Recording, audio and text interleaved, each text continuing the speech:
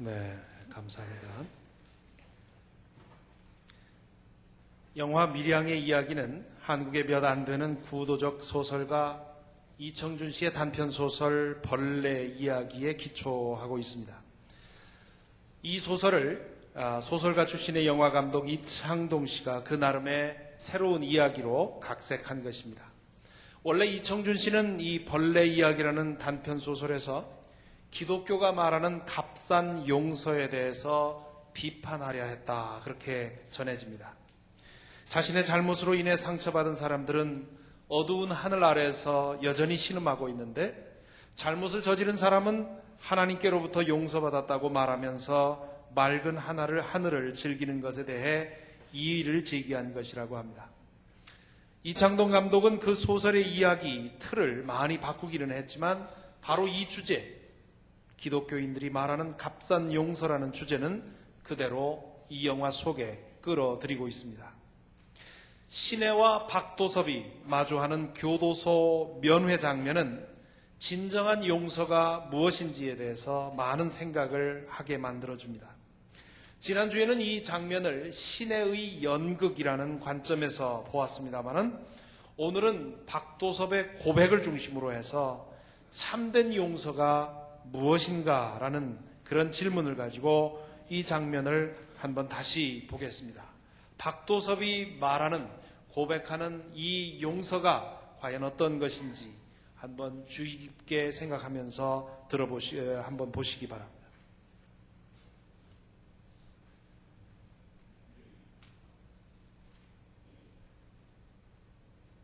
없네요, 생각보다. 죄송합니다. 아니에요, 건강해야죠. 아무리 큰 죄를 지은 주인이라도 하나님은 건강을 주시잖아요.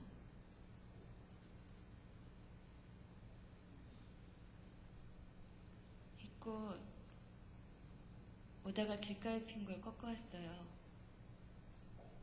이 안에선 꽃 보기 힘들잖아요. 예쁘죠? 이 예쁜 꽃도 하나님이 우리에게 주신 선물이에요. 내가 오늘 여기 찾아온 건요, 하나님의 은혜와 사랑을 전해주러 왔어요. 나도 전에는 몰랐어요. 하나님이 계시다는 것도 절대 안 믿었어요. 내 눈에 안 보이니까 안 믿었죠. 그런데 우리 주님 때문에 하나님의 사랑을 알고 비로소 마음의 평화를 얻고 새 생명을 얻었어요. 그분의 사랑과 은혜를 느낄 수 있다는 게 얼마나 감사하고 행복한지 몰라요. 그래서 내가 여기까지 찾아온 거예요. 그분의 사랑을 전하기 위해서요. 고맙습니다. 정말 고맙습니다. 준이 어머니한테 우리 하나님 아버지 이야기를 듣게 되니 참말로 감사합니다. 저도 믿음을 가지게 되었거든요. 요 교도소에 들어온 뒤로 하나님을 가슴이 받아들이게 됐습니다. 하나님이 이 죄 많은 인간한테 찾아와 주신 거지. 그래요? 하나님을 알게 됐다니 다행이네요. 예, 얼마나 감사한 일입니까? 하나님이 이 죄 많은 놈한테 손 내밀어 주시고 그 앞에 엎드리가 지은 죄를 회개하도록 하고 제 죄를 용서해 주셨습니다.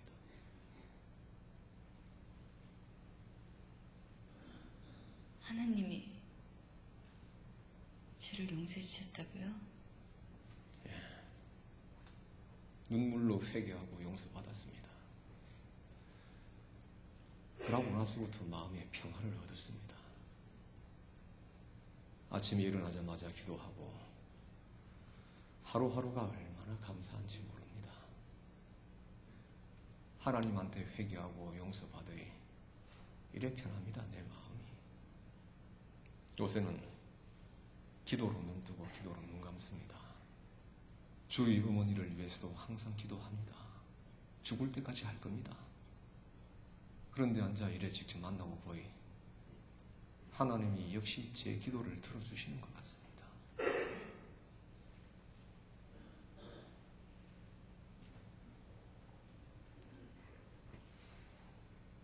맨 처음 이 영화를 보았을 때 저는 이 장면에서 이유를 알 수 없는 수치심 같은 것을 느꼈습니다. 마치 숨기고 싶었던 기독교의 부끄러운 부분을 들킨 것처럼 제 얼굴이 화끈거렸습니다. 박도섭과 신혜 두 사람 모두 하나님의 이름을 들먹거리고 있고 두 사람 모두 용서와 사랑과 은혜를 말하고 있지만 두 사람이 말하는 그 모든 말들이 가식처럼 들렸기 때문입니다. 그것이 단지 그들만의 문제라면 부끄러울 것이 없을 것입니다. 신혜와 박도섭이 연출한 이런 장면은 교회 안에서 그리고 기독교인들 사이에서 너무도 쉽게 볼 수 있는 장면입니다. 그래서 얼굴이 화끈거렸던 것 같습니다. 이 영화는 기독교를 비판할 의도를 전혀 배제한 채 있는 그대로의 기독교의 모습을 그리려 했다고 하는데 바로 그렇기 때문에 이 영화 안에 반영된 우리의 자화상이 우리 자신을 더욱 낯뜨겁게 만드는 것 같습니다. 박도섭이 신혜에게 고백하는 장면을 보고 여러분은 어떻게 느끼셨습니까? 그가 고백한 것으로 보아 그리고 그의 표정이나 행동으로 보아 그가 뭔가 초월적인 영적 사건을 경험한 것이 사실일지도 모르겠다는 생각이 들지 모르겠습니다. 사실 박도섭이 신혜에게 자신이 지은 죄를 하나님께로부터 용서받았다고 말하는 데에는 아무 문제가 없습니다. 아니, 그것은 죄의 본질을 잘 보여주는 대목이라고 할 수 있습니다.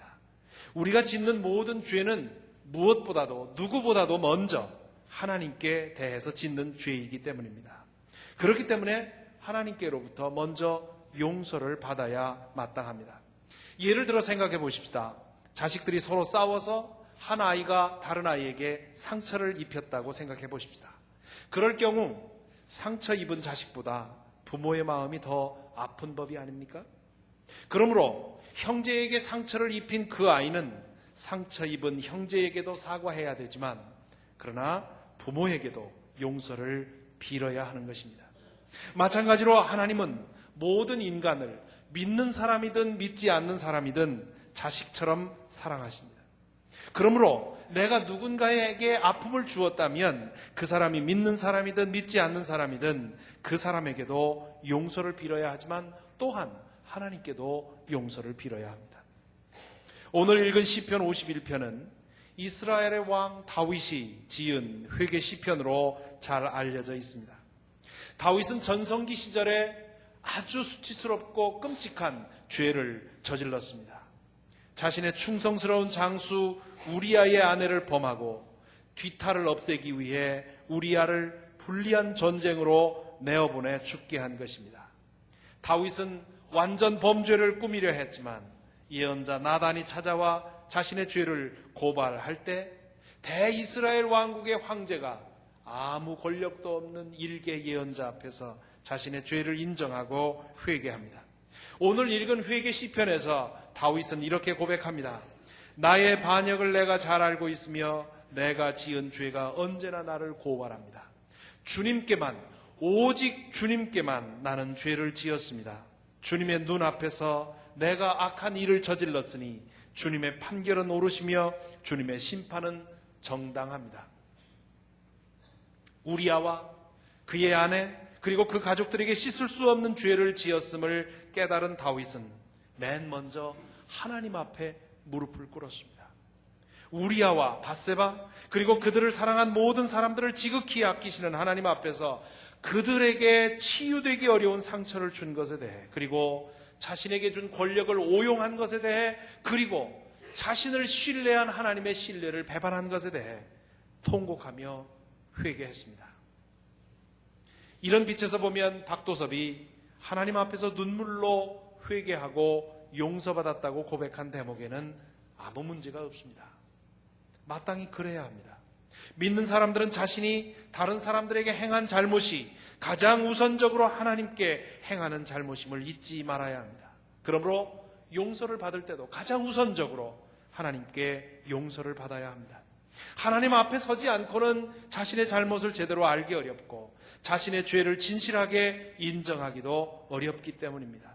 하나님 앞에서 눈물로 통회 자복하고 용서를 받고 나면 자신이 상처를 준 그 사람 앞에 가서 잘못을 시인하고 그 사람의 처분을 기다릴 수 있는 용기를 얻게 됩니다.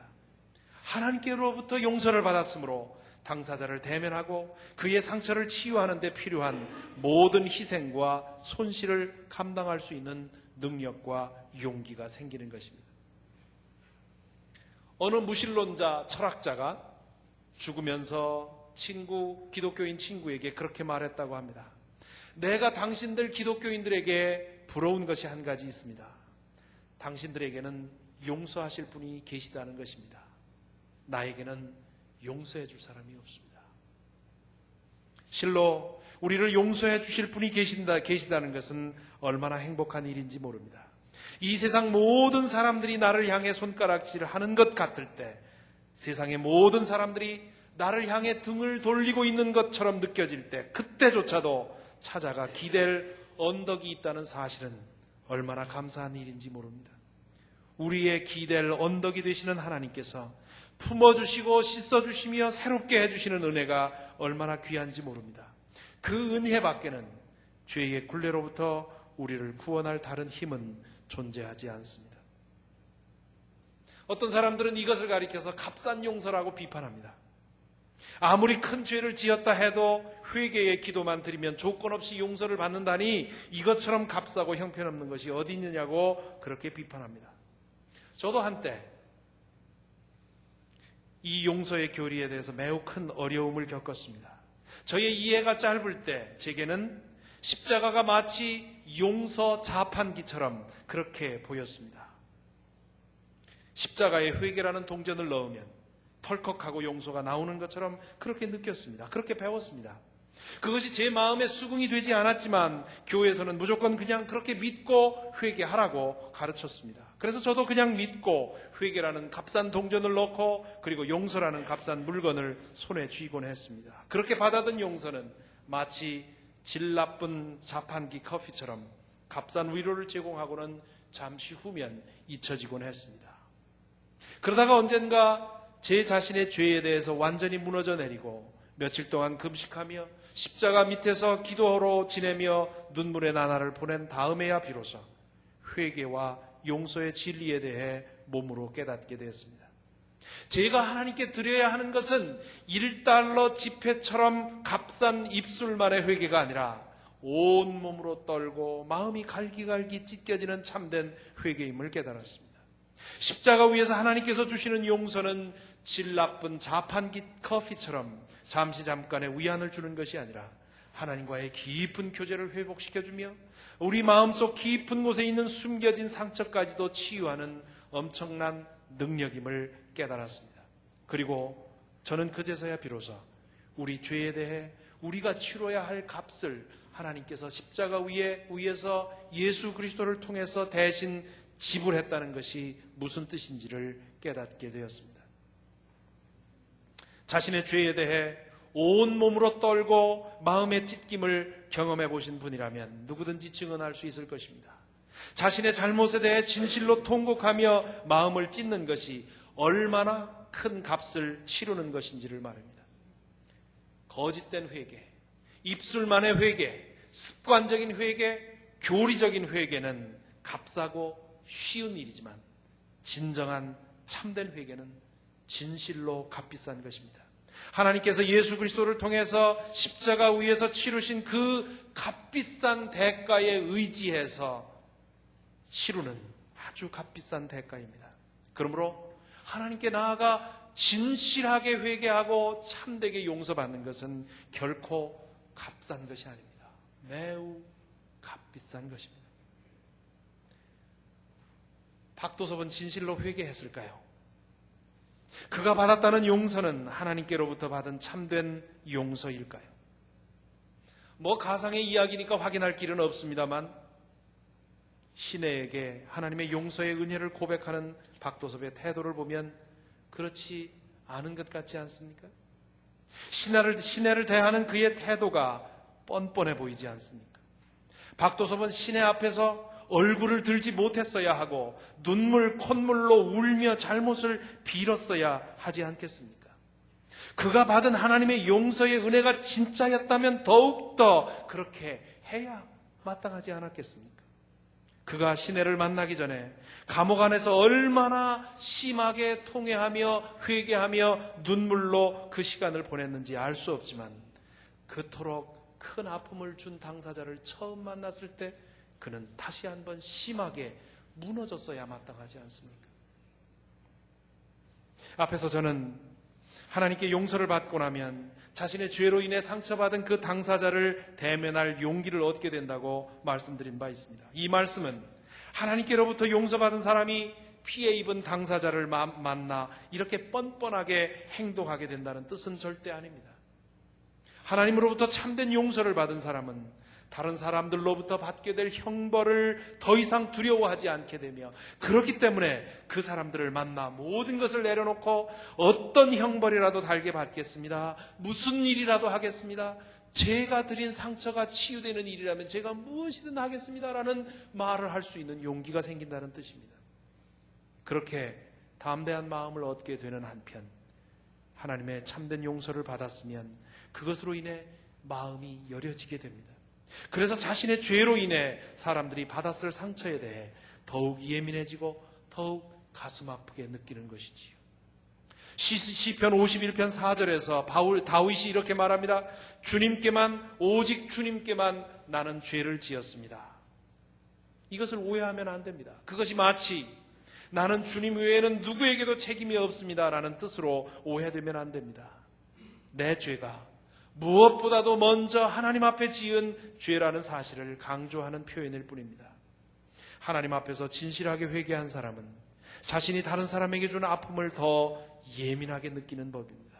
그렇기 때문에 하나님께로부터 용서를 받은 후 다윗은 자신의 죄로 인해 상처받았을 사람들에게 용서를 빌고 할 수 있는 대로 그들의 상처가 회복되기 위해 힘썼을 것입니다.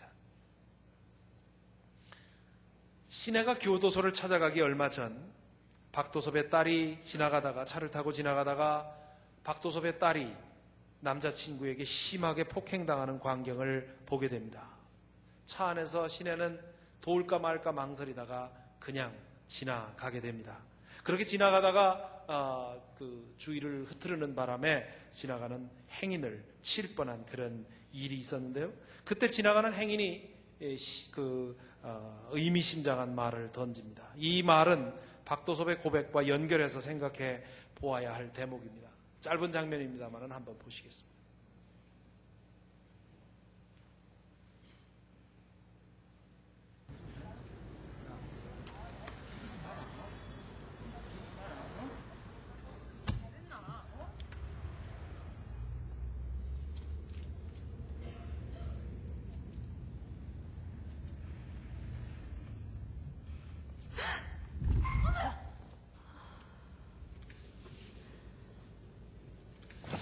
미안합니다. 아니 무슨 운전을 그따구로 합니까?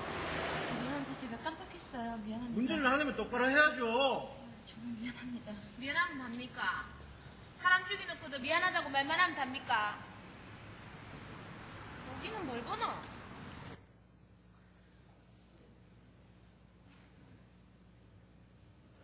아주 적당한 인물을 골랐다고 생각되지 않으십니까?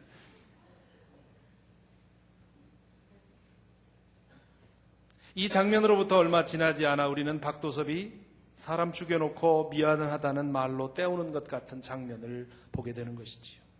이 장면을 보면서 우리는 시내를 대신해서 분노를 느낍니다. 하나님의 은혜와 사랑으로 치장되어 있는 그 무책임한 사과로 인해 분노하는 것입니다. 마음의 준비도 없이 용서를 시도했던 시내는 안쓰러워 보이지만 하나님의 이름을 들먹이며 용서를 망하라는 마치 성인처럼 용서를 말하고 있는 박도섭은 가증스럽게 느껴집니다. 파렴치해 보이기까지 합니다. 기독교의 복음이 잘못 표현되면 믿지 않는 사람들에게 이렇게 가증스럽게 느껴질 수 있음을 우리 모두는 심각하게 자각해야 합니다. 그러므로 우리는 함부로 내가 기독교의 복음의 대변자인 양 자처하지 말아야 하겠습니다. 소위 믿음이 있다는 사람들, 기도 많이 한다는 사람들, 직분이 높은 분들, 열심히 특심하다고 생각하는 사람들은 더욱 자중해야 하겠습니다. 그런 사람들이 생각 없이 하는 말과 행동으로 인해 기독교가 얼마나 오해받고 지탄받고 있는지요. 기독교를 혐오하게 만드는 사람들은 불신자도 아니고 초신자도 아닙니다. 소위 믿음이 좋다고 스스로 생각하고 살아가는 사람들이 기독교를 혐오하도록 만드는 것입니다.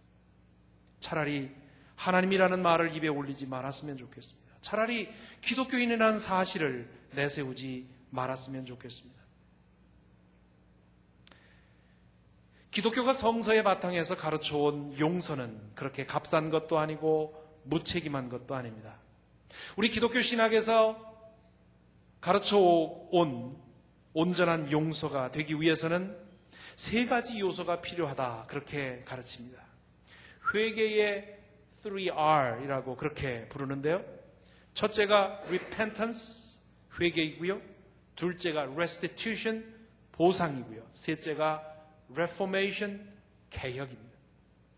하나님 앞에서 눈물로 자신의 잘못을 깨닫고 회개하는 것, 그것이 repentance, 회개이고, 자신이 끼친 잘못에 대해서 어떻게든 보상하는 것, 그것이 restitution이고, 그리고 다시는 그런 잘못을 반복하지 않도록 자신을 고치는 것이 reformation입니다.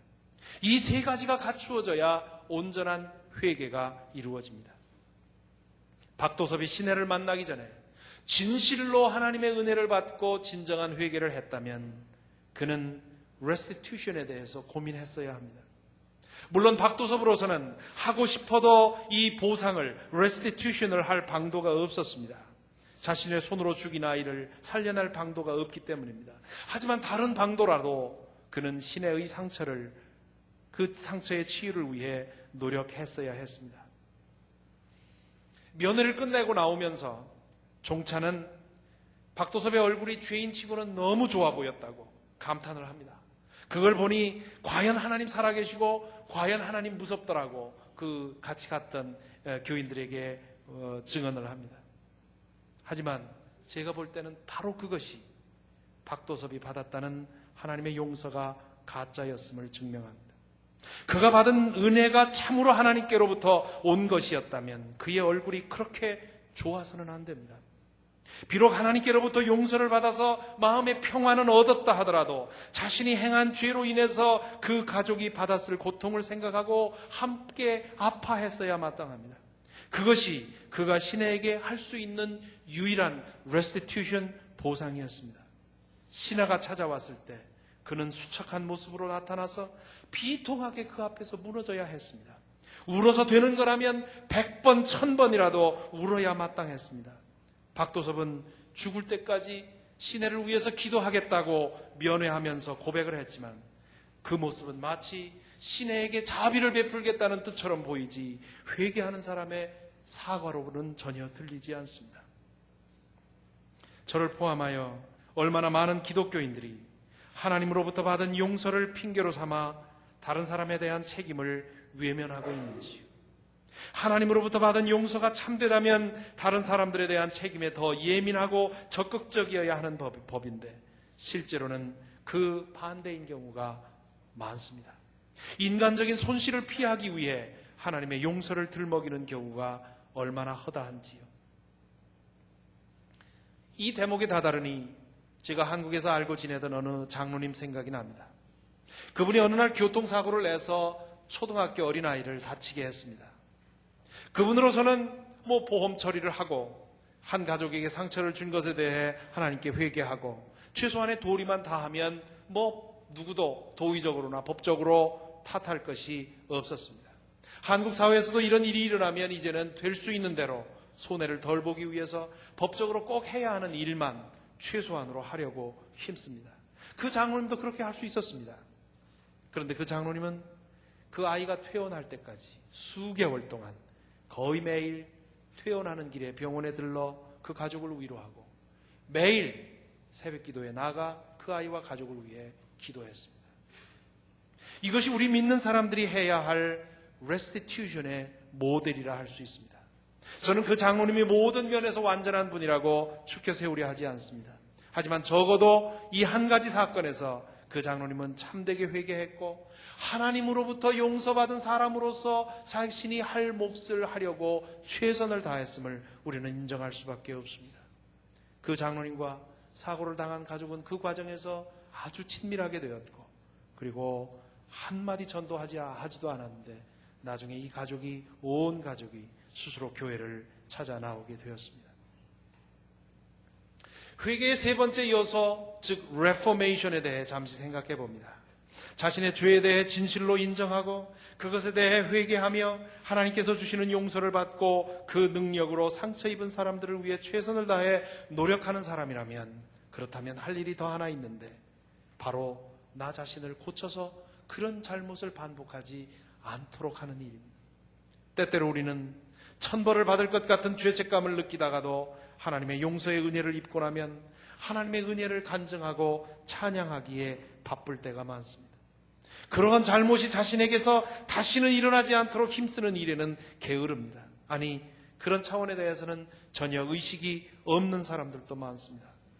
참된 회개는 마땅히 자신을 돌아보고 하나님의 은총을 힘입어 새로움을 얻는 일로 결론 지어져야 하는데도 말입니다.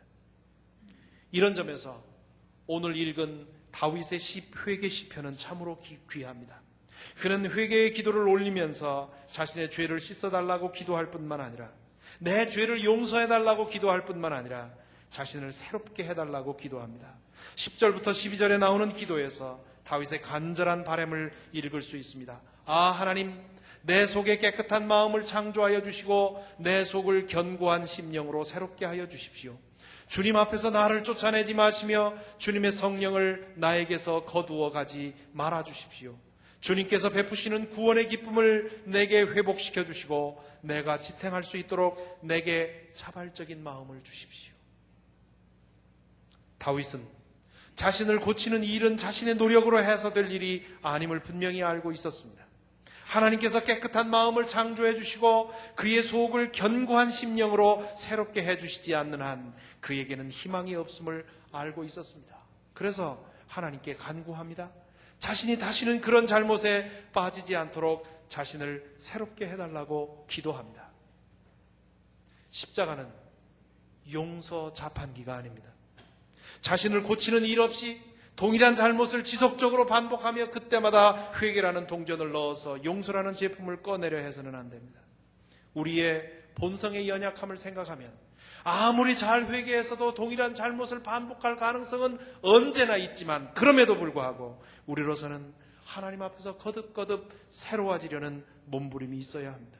십자가는 우리가 필요할 때마다 용서라는 물건을 내어주는 자판기가 아니라 죄로 물든 우리의 존재를 씻어주시며 우리를 새롭게 해주시는 살아있는 능력입니다. 십자가의 능력에 힘입고 살아가면 죄를 벗어날 수 있습니다. 사랑하는 성도 여러분, 우리 자신을 한번 되돌아보십시다. 우리는 너나 할 것 없이 모두 지난 날을 살아오면서 알게 그리고 모르게 다른 사람들에게 작게 혹은 크게 많은 상처를 주고 또한 받아왔습니다. 그런데 우리는 얄궂게도 내가 입은 상처만 기억하지 내가 다른 사람에게 입힌 상처는 별로 기억하지 못합니다. 내가 할 용서에 대해서만 붙들고 씨름하지 내가 받을 용서에 대해서는 생각하지 않습니다. 생각하고 싶어 하지도 않습니다. 하지만 부정한다고 해서 진실이 달라지는 것은 아닙니다. 우리가 입은 상처보다 더 많은 상처, 더 깊은 상처를 우리도 주고 살아왔음을 부정할 수 없습니다. 지금도 여전히 그렇게 살고 있고 앞으로도 그럴 것입니다. 그러니 이를 어쩌겠습니까? 우리가 선택할 수 있는 방안은 여러 가지 있을 수 있습니다. 마음을 굳게 하고 딱딱하게 만들어서 웬만한 잘못에 대해서는 무감각하게 행동하며 내 자신의 성공과 행복을 위해 일로 매진하는 방법이 있습니다. 하지만 이런 삶은 잠시 잠깐 나에게 이로울 뿐 내 이웃만이 아니라 마침내 나 자신까지도 불행하게 만들게 되어 있습니다. 혹은 아주 쉽게 그 고민할 거 없이 기독교에서 말하는 회개와 용서의 교리를 피상적으로, 교리적으로, 형식적으로만 받아들여서 죄책감이 들 때마다 회개의 기도를 드림으로 양심의 위로를 삼고 살아갈 수도 있습니다. 이렇게 하면 자신에게는 혹시 때때로 위로와 평안이 될 수 있을지 모르나 그것은 마치 환각 상태에 빠진 것과 별로 다르지 않습니다. 그 같은 회개의 기도로는 하나님으로부터도 참된 용서를 받을 수 없을 뿐만 아니라 우리 자신에게도 변화가 일어나지 않습니다. 믿지 않는 사람들은 그런 회개, 그런 용서를 보고 우리가 이 영화를 보고 느낀 것 같은 그런 역겨움을 느끼게 될 것입니다. 우리가 선택할 유일한 참된 방안은 참된 회개가, 참된 용서가 무엇인지를 분명히 마음에 새기고 성령의 은총을 힘입어 그것을 갈구하며 나아가는 길입니다. 첫째로 참된 회개를 통해 하나님께 진정한 용서를 선물로 받고, 둘째로 그 은혜와 사랑을 힘입어 자신의 죄로 인해 이웃이 받은 상처를 치유하고 회복하는 일에 정성을 다하며, 셋째로 성령의 은총을 힘입어서 그런 잘못이 반복되지 않도록 우리 자신의 변화를 위해 영적 생활에 힘쓰는 일입니다.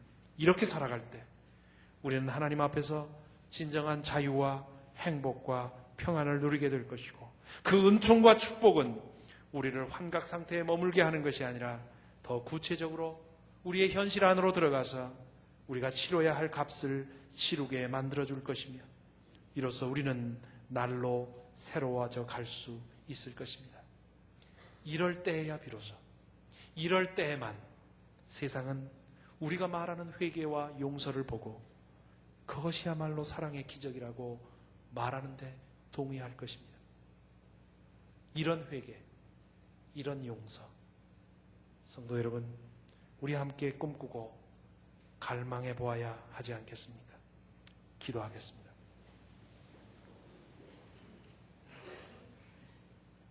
오 주님, 저희가 그동안 갈구하던 그리고 간증해왔던 회개와 용서가 박도섭의 것만큼이나 무책임하고 자기중심적이며 환각적이었음을 인정합니다. 저희를 불쌍히 여겨주옵소서. 저희로 인해 주님께서 얼마나 욕을 당하셨습니까? 저희에게 자비를 베풀어 주옵소서. 진실한 회개와 진실한 용서의 사람이 되게 하여 주옵소서. 저희의 회개와 용서로 인해 주님께서 살아계심이 증거되게 하여 주옵소서. 오 주님, 저희의 마음을 새롭게 하셔서 참된 회개와 용서에 있어 능하게 하여 주옵소서. 예수님의 이름으로 기도하옵나이다. 아멘.